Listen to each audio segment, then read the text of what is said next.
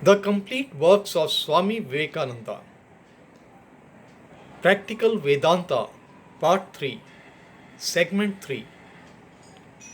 Now, motion, for instance, which is a necessary adjunct of the phenomenal, cannot be predicated of the universal. Every little bit, every atom inside the universe is in a constant state of change and motion. But the universe as a whole is unchangeable because motion or change is a relative thing. We can only think of something in motion in comparison with something which is not moving. There must be two things in order to understand motion. The whole mass of the universe, taken as a unit, cannot move. In regard to what will it move? It cannot be said to change. With regard to what will it change?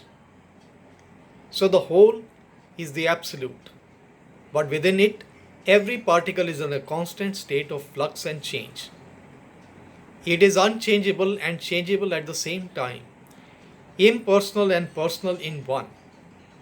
This is our conception of the universe, of motion, and of God, and that is what is meant by Thou art that.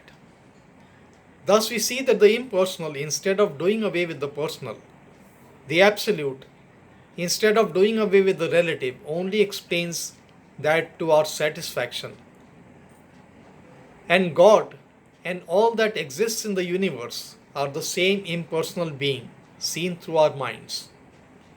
When we shall rid our minds of our little personalities, we shall become one with it. That is what is meant by Thou art that. For we must know our true nature, the Absolute. The finite manifested being forgets his source and thinks himself to be entirely separate. We, as personalized, differentiated beings, forget our reality. And the teaching of monoism is not that we shall give up these differentiations, but we must learn to understand what they are. We are in reality that infinite being, and our personalities represent so many channels through which this infinite reality is manifesting itself. And the whole mass of changes which we call evolution is brought about by the soul trying to manifest more and more of its infinite energy. We cannot stop anywhere on this side of the infinite. Our power and blessedness and wisdom cannot but grow into the infinite. Infinite power and existence and blessedness are ours. And we have not to acquire them, they are our own. We have only to manifest them. This is the central idea of monoism, and one that is so hard to understand.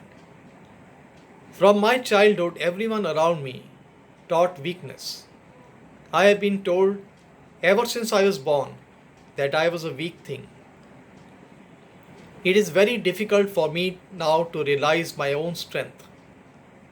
But by analysis and reasoning, I gain the knowledge of my own strength and I realize it. All the knowledge that we have in this world, where did it come from? It was within us. What knowledge is outside? None. Knowledge was not in matter, it was in man all the time.